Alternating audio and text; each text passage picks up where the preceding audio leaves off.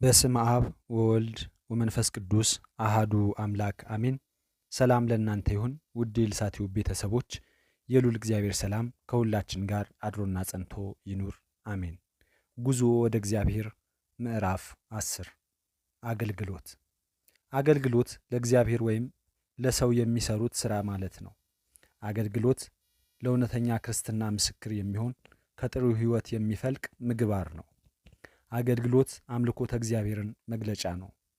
አገልግሎት በጥቂቶች ብቻ የተሰጠ ርስት ሳይሆን ክርስቲያን ሁሉ ግዴታውን ጥቅሙንም መጋራት የሚችለው ሀብት ነው። የሚሰራውን በማወቅ በአግባቡ አምላኩን ለሚያገለግል ሰው አገልግሎት ወደ እግዚአብሔር የሚያደርስ የሕይወት መንገድ ነው። አገልግሎት በእግዚአብሔር ከሚያምኑ ክርስቲያኖች ከተረዱ ሁሉ የሚጠብቅ በጎ ምግባር ነው። አገልግሎት ወጣት፣ አረጋዊ፣ ያገባ ያላገባ ብሎ የማይመርጥ ሕይወት ነው። ነገር ግን ምንጊዜም ቢሆን ከአገልጋይነት በፊት ለአገልግሎቱ በቂ እውቀት ያስፈልጋል። ባለማወቅ ወደዚህ የተመረጠና የተቀደሰ ሕይወት ገብተው የሚጎዱበትም ስለማይጠፉ ጥንቃቄ ያሻዋል። እንግዲህ በጎ ለማድረግ አውቆ ለማይሰራ ኃጢአት ነው። ያዕቆብ ምዕራፍ 4 ቁጥር 17። ኃጢአት ከበጎ ነገር በተቃራኒ መስራት ብቻ አይደለም፣ በጎውን አውቆ አለመስራትም ኃጢአት ነው። መንፈሳዊ ሰው እንደተፈጠረበት የእግዚአብሔር አርአያ ዘወትር በጎውን ብቻ የሚሰራና በነገር ሁሉ ክርስቶስን የሚመስለው ነው። እርሱ መልካም እያደረገ ለዲያብሎስም የተገዙትን ሁሉ እየፈወሰ ዞረ፣ እግዚአብሔርም ከእርሱ ጋር ነበርና። የሐዋርያት ሥራ ምዕራፍ 10 ቁጥር 38። አንተስ እንዴት ነህ? ሥራህ ከየትኛው ወገን ነው? መንፈሳዊ ሰው ለራሱ ብቻ የሚኖር አይደለም፣ ለራሱ ብቻ የሚኖር ሰው አልኖረም ማለት ነው የሚል አባባል አለ። ስለዚህ አንተም እንደዚህ ከሆንክ የተሸፈንክበትን ሼል ሰብረህ ውጣና ወገኖችህን አግኛቸው። ፍቅርህ ለሁሉም እንዲሆን የኔነት አጥርህን አልፈህ ውጣ። እግዚአብሔር በአንተ መንገድ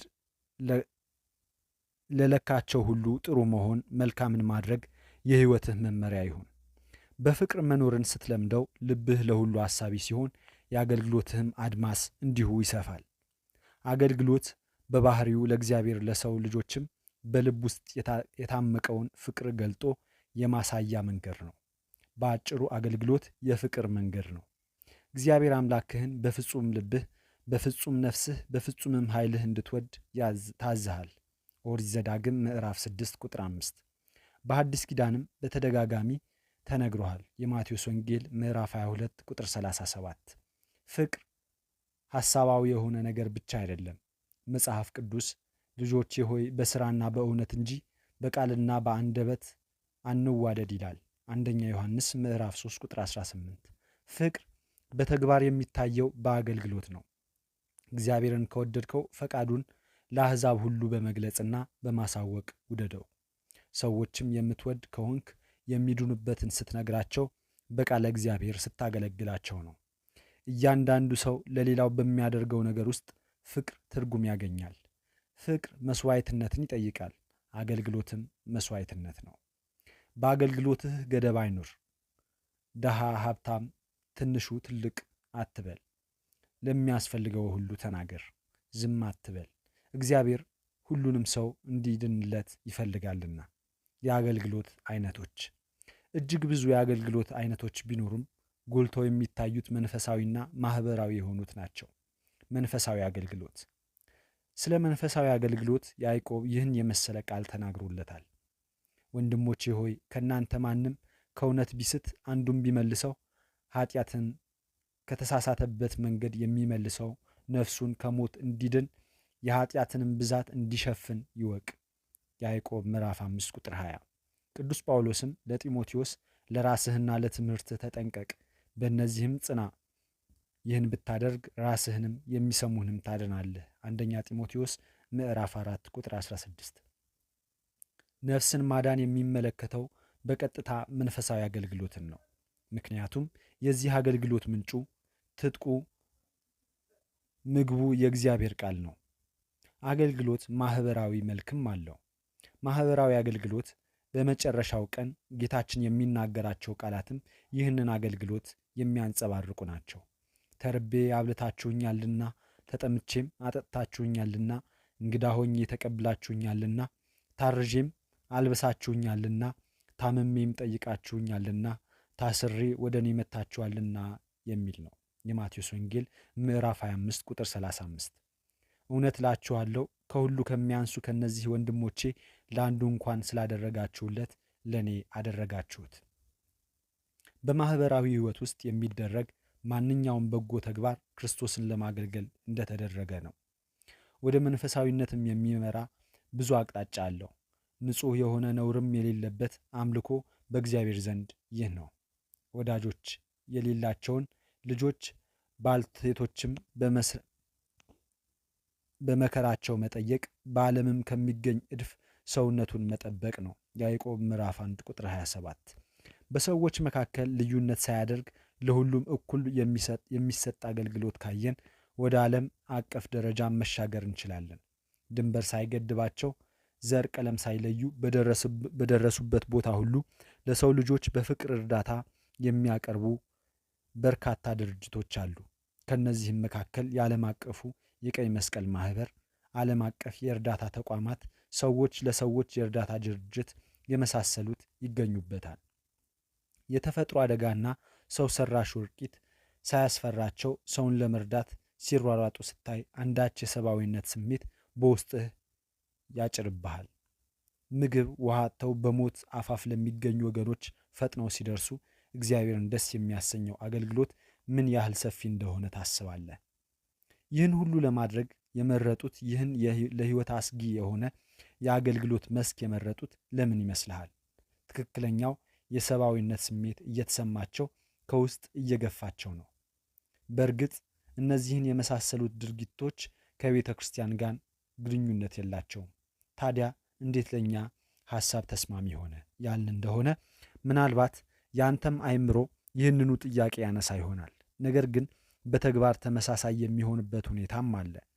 አንተ ራስህ ይህን መሰሉን ተግባር እንድታከናውንለት እግዚአብሔር ጠርቶሃል። በምሳሌ መስሎ አስተምሮሃል። ደጉ ሳምራዊ በወገን የተነጣጠሉትን ተራርቀው የሚኖሩትን ያቀራረበ የፍቅር ተግባር በፈጸመው ሰው ምሳሌ አሳይቶሃል። በእርግጥም ፍቅር ሰውን ከሰው አይለይም። ሉቃስ ምዕራፍ 10 ቁጥር 30። ማንም ሰው ቢሆን ክርስትናን የተቀበለ ሆኖ ሳለ እኔ ለአገልግሎት አልተጠራሁም ማለት የለበትም። ይህ ሰው ለፍቅርስ አልተጠራሁም ማለት ይችላልን? ፍቅር በአገልግሎት እንደሚገለጽ ደግሞ ቀደም ሲል አይተናል።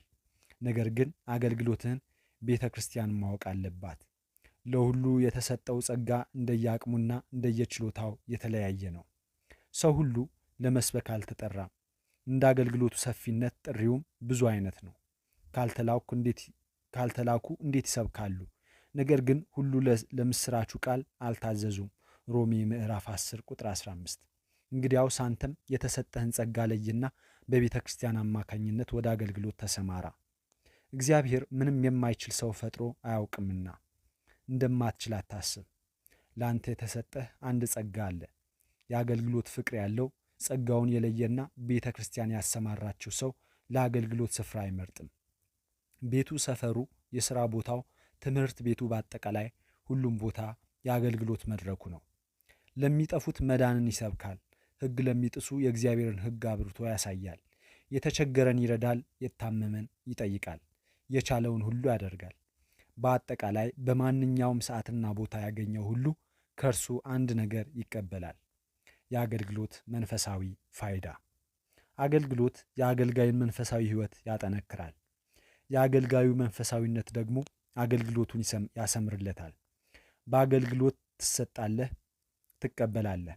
ለዚህ ነው አገልግሎትን ወደ እግዚአብሔር የሚወስድ መንገድ አድርገን እያየን ያለ ነው። ለተገልጋዮችህ ፍቅርን ከልብህ ስትሰጣቸው እነርሱ ደግሞ አገልግሎት ለሚገኘው መንፈሳዊ እርዳታ መንስኤ ይሆኑልሃል። በአገልግሎት የምታገኘው ከሰጠኸው በላይ ነው። ያዘነውን ስታጽናና፣ ለተቸገረው መፍትሄ ስትሰጥ፣ የሕይወትን መንገድ ስትመራ በመንፈስ የምታደርገው ሐሴት ቃላት ሊገልጹት ከሚችሉት በላይ ነው። አገልግሎት የሥነ ምግባር ትምህርት ቤት ነው። በዚህ ሕይወት ውስጥ ከእግዚአብሔር ጋር መስራት ለአንተ ትልቅ ክብር ነው። ቅዱስ ጳውሎስ የአገልግሎት ሕይወቱን እንዴት እንደገለጸው ተመልከት። ከእርሱ ጋር አብረን የምንሰራ ነን። አንደኛ ቆሮንቶስ ምዕራፍ 3 ቁጥር 9። በአገልግሎት ውስጥ አንተ ከእግዚአብሔር ጋር ስትሰራ እግዚአብሔር ከአንተ ጋር ይሰራል። በዚህም ብዙ ድንቅ ነገሮችን ታያለህ። በአስቸጋሪ ጉዳዮች ሁሉ እየገባ መፍትሔ ሲሰጥ ታገኘዋለህ። ሰውና እግዚአብሔር ለማገልገል ያልተነሱ ሰዎች እድገታቸውን በራሳቸው የሚያቀጭጩ ምስኪኖች ናቸው። ያለ አገልግሎት የመንፈስ ፍሬዎች ሊገኙ አይችሉም። ከአገልግሎት ፍቅርን፣ ትሕትናን መማር ይቻላል። አገልግሎት የጸሎት ትምህርት ቤት ነው።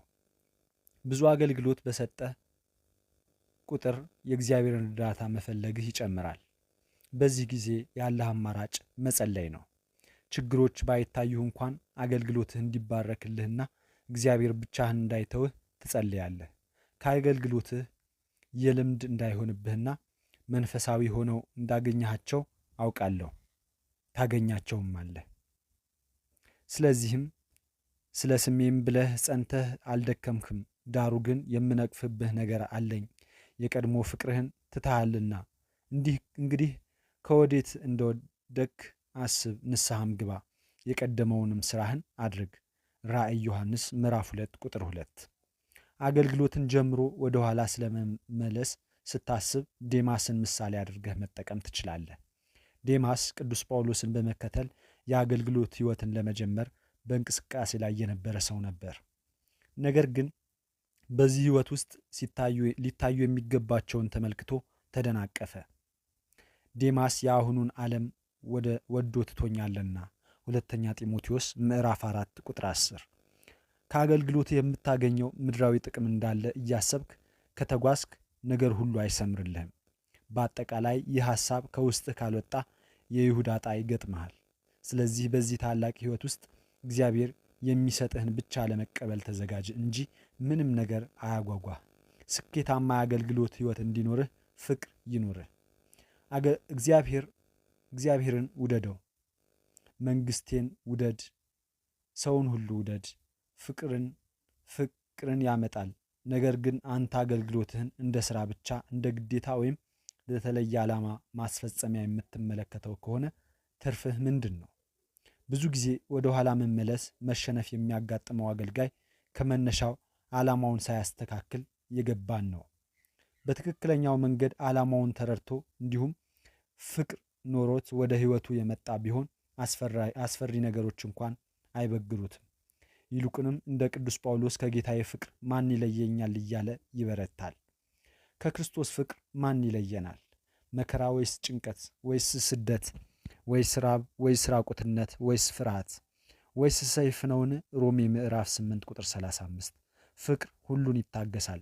አንደኛ ቆሮንቶስ ምዕራፍ 13 ቁጥር 7። ወንድሜ ሆይ አንተም አታፈግፍግ። ከእግዚአብሔር ከመለየት በቀር የሚያስፈራህ ነገር አይኑር። ያዘኑትን አጽናና፣ የተቸገሩትን እርዳ፣ ሕገ ወጦችን ገስጽ። በአንተ ላይ ያለ ድክመት የአገልግሎቱ እንዳይመስል ተጠንቀቅ። ይህ የሚሆነው የሚታዩብህን ጉድለቶች በመንፈሳዊ ልምምድ ለመቅረፍ ሳትጥር ቀርተህ ነው። ስለዚህ በአንተ የእግዚአብሔር ቃል እንዳይነቀፍ በፍጥነት ተሻሻል። ችግሮችን ሁሉ ለማለፍ እጅግ ታጋሹን፣ በመከራም ጽና። ቅዱስ ጳውሎስ ደቀ መዝሙሩን ጢሞቴዎስን በመከረው ምክር አንተም ራስህን ምከር። ለእግዚአብሔር ፊት በሕያዋንና በሙታን ሊፈርድ ባለው በጌታ በኢየሱስ ክርስቶስ ፊት በመገለጡና በመንግሥቱም እመክርሃለሁ። ቃሉን ስበክ፣ በጊዜውም አለጊዜውም ጽና።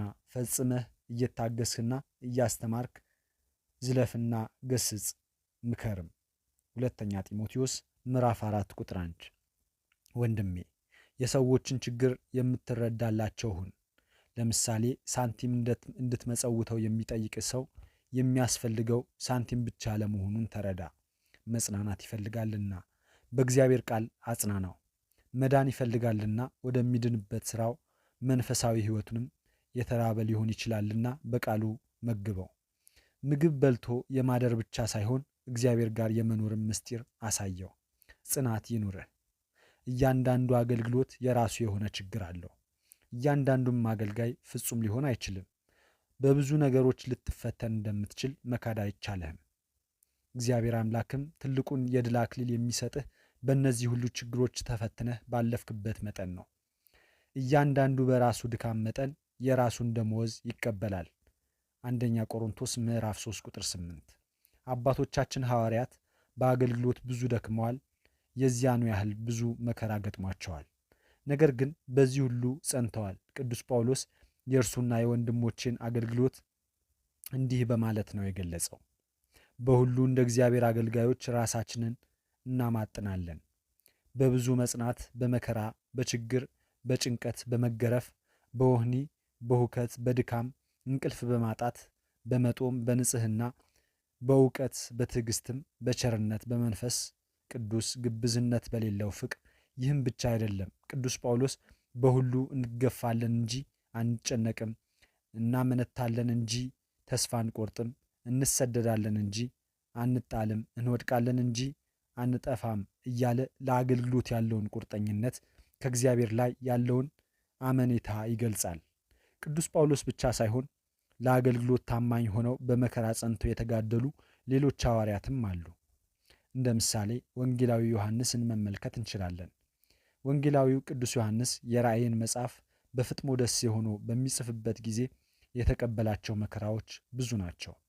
እኔ ወንድማችሁ የምሆን ከእናንተ ጋር አብሬ መከራውንና መንግሥቱን የኢየሱስ ክርስቶስንም ትዕግሥት የሚካፈል ዮሐንስ ስለ እግዚአብሔር ቃልና ስለ ኢየሱስ ክርስቶስ ምስጢር ምስክር ፍጥሞ በምትባል ደሴት ነበርኩ። ራእይ ዮሐንስ ምዕራፍ 1 ቁጥር 9። ሌሎች የእምነት አርበኞች ልጠቁምህም እችላለሁ። በአንበሶች ጉድጓድ የተጣለው ነቢዩ ዳንኤል ምዕራፍ 6። በሚያስፈራ ነበልባላዊ የእሳት አዘቅት ውስጥ የተጣሉ ሰለስቱ ደቂቅ ወይም 3 ወጣቶች ትንቢተ ዳንኤል ምዕራፍ 3። አንገቱን ለሰይፍ የሰጠው ሐዋርያው ያዕቆብ የሐዋርያት ሥራ ምዕራፍ 12። ለመንገድ ጠራጊነት ሕይወቱ እስከ ሞት የጸናው መጥምቁ ዮሐንስ የማቴዎስ ወንጌል ምዕራፍ 4 ቁጥር 12። ሁሉንም እንዳላነሳልህ ጊዜ ስፍራም አይበቃኝም። ስለዚህ አንተም መጻሕፍትን መርምር፣ አባቶቻችን ምን ያህል ጠንካራ መንፈሳዊ ሕይወት እንደነበራቸው ያስረዱሃል። ጌታችን ሐዋርያቱን ወደ አገልግሎት ሊልካቸው ሲል ሁሉ እንደሚገጥማቸው አስቀድሞ አሳውቃቸዋል። እነዚህም እያወቁ ከፍቅሩ የተነሳ ይህን ሁሉ ሊታገሱ ነበር የተቀበሉት። በሁሉም ስለ ስሜ የተጠላችሁ ትሆናላችሁ፣ እስከ መጨረሻው የሚጸና ግን እርሱ ይድናል። የማቴዎስ ወንጌል ምዕራፍ 10 ቁጥር 12። ሐዋርያት በአገልግሎታቸው ነውር ነቀፋ ያልተገኘባቸው ሁሉን ተምረውት ስለገዙበት ነው። አንተም ከምንም ነገር በፊት ቃሉን ሰንቅ። የእግዚአብሔር ቃል በሚገባ የተዋሃደህ ከሆንክ በአገልግሎትህ ዋና የሆነውን የተመሰረተ እምነት ስህተት ፈጽመህ ሌሎችንም እንዳታስት ይጠብቀሃል። ሰሚዎችህም ወይም ተረጂዎችህን ከማበላለጥ ተቆጠብ። ለሁሉም ሚዛናዊ እይታ አይኑርህ። ትሕትና መገለጫህ ይሁን። ከራስህ የሆነ ምንም ነገር ስለሌለህ አትታበይ። አገልግሎትን የራስህ ስሜት መግለጫ አድርጋ አትጠቀምበት። ታላቅ ለመሆን ከፈለክ እግዚአብሔር ላንተ የተናገረውን ስማ። ማንም ከእናንተ ታላቅ ሊሆን የሚወድ የእናንተ አገልጋይ ይሁን። ስለ እናንተ ማንም ፊተኛ ሊሆን የሚወድ የእግዚአብሔር ባሪያ ይሁን። የማቴዎስ ወንጌል ምዕራፍ 20 ቁጥር 28። ቅንዓት ይኑረህ። ከራስህ ይልቅ ለጌታ ስም ቀናተኛ ሁን። ለአንተ ክብር እንዲሆን ከአገልግሎት አንድ ስንዝር አልተሰጠህም። ሁሉን ለእግዚአብሔር ክብር ማድረግ የምትችል ከሆነ ብቻ አንተ እውነተኛ አገልጋይ ነህ። እንደ ቅዱስ ዳዊት ለእኛ አይደለም አቤቱ ለእኛ አይደለም፣ ነገር ግን ለስምህ የምትል ሁን። መዝሙር 115 ቁጥር 1። እንግዲህ በእነዚህ ሁሉ ውስጥ የአገልግሎትን ምንነት፣ ስፋት፣ ውሱንነት ከተመለከትን አንተም አገልግሎት የመድረክና የተወሰኑ ግለሰቦች ብቻ ኃላፊነት እንዳልሆነ ተረዳህ ማለት ነው። ባለህበት ስፍራ እግዚአብሔርን የማያውቅ ሰው ቢገጥምህና እምነትህን ብትመሰክርለት አገልግሎትም ጽድቅም ነው። ስለዚህ በሰው ፊት ለሚመሰክርልኝ ሁሉ እኔ ደግሞ በሰማያት ባለው በአባቴ ፊት እመሰክርለታለሁ። የማቴዎስ ወንጌል ምዕራፍ 10 ቁጥር 32። ወንድምህ ቀርቦ ብታየውና ካለህ አካፍለህ ሕይወቱን ብታተርፍለት ይህም ወደር የሌለው አገልግሎት ነው። አቅም አጥተው ረዳት የሚሹ እናትና አባቶችን ብትረዳ በሥራህ እግዚአብሔርን ደስ የምታሰኝበት የፍቅር አገልግሎት ነው። አላዋቂዎች ገፍተዋቸው በበሽታ ተጎድተው ህብረተሰቡ ያገለላቸውን ህመምተኞችን ብትንከባከብ አገልግሎትህን እየፈጸምክ ነው። በችግር ታጥረው መውጫ መግቢያ የጠፋቸውና ዘመናቸው በሐዘን በትካዜ የሚገፉ ሰዎች አጋጥመውህ ከእውቀትህ ለችግራቸው የመፍትሄ አቅጣጫ የሚጠቁም ነገር ብታካፍላቸው እንዴት የተወደደ አገልግሎት ነው። በአጠቃላይ አገልግሎት ዘርፉ ብዙ ዋጋውን ብዙ ነውና አገልግሎትህን ፈጽም። ሁለተኛ ጢሞቴዎስ ምዕራፍ 4 ቁጥር 5። በመጨረሻም ይህ ሁሉ ጌታችን በሚመጣበት ሰዓት የምትጠየቀው ስለሆነ በአገልግሎት ውስጥ መልስ የምትሰጥ ሆነህ ተገኝ። የማቴዎስ ወንጌል ምዕራፍ 25 ቁጥር 31። ማጠቃለያ።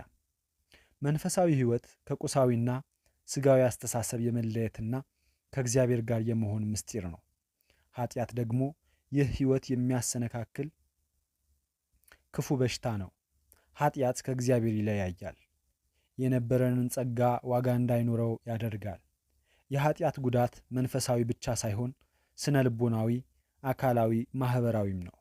በመሆኑም በዚህ መጽሐፍ የተመለከትናቸውን ነጥቦች ይህን ሁሉ መሰናክል አሳልፈህ ወደ እግዚአብሔር የምትጓዝባቸው ምስጢራት ናቸው። በእነዚህ የታገዘ ክርስቲያን በጥበብና በእውቀት ያድጋል። ኃጢአት ያሰናክልህን ነገር ሁሉ ያስተካክላል። የእግዚአብሔርም ጥሪ ይፈጽማል። ወደ እኔ ኑ የማቴዎስ ወንጌል ምዕራፍ 11 ቁጥር 28 በሚለው ቃል መሰረት በተዘጋጁልን መንገዶች ወደ እግዚአብሔር እንጓዝ። ወደ እርሱ የተጓዝነውን የማያሳፍረውን ጌታችን የጉዟችን ፍጻሜ የሆነውን የማያስቆጭ ዋጋ ይሰጠናል። አሁንም በዚህ ላይ ባለን ጽኑ እምነት እንበርታ። በፊታችን ወዳለው የዘላለም ተስፋ እናቅና እንጂ ወደ ኋላ አንመለስ። ዕብራውያን ምዕራፍ 12 ቁጥር 1። አንተም ከዚህ በላይ የተቀመጡልህን ማለትም በስድስቱ ምዕራፎች የቀረቡልህን መንገዶች ለማወቅ ሳይሆን ለሕይወት የምትጠቀምባቸው መሆን አለብህ። እውቀት ብቻውን ያስታብያል። ነገር ግን በፍቅር የምታደርገው ይህ ሁሉ መንፈሳዊ ልምምድ ያጸናሃል፣ ያበረታሃልም። ሁሉን እያደረግክ በእግዚአብሔር ቸርነት እንጂ በራስህ ኃይል እንዳልሆነ እመን። በሁሉም ለሁሉም የሰራዊት ጌታ እግዚአብሔር ይርዳን። ወስብሐት ለእግዚአብሔር አሜን። ይቆየን።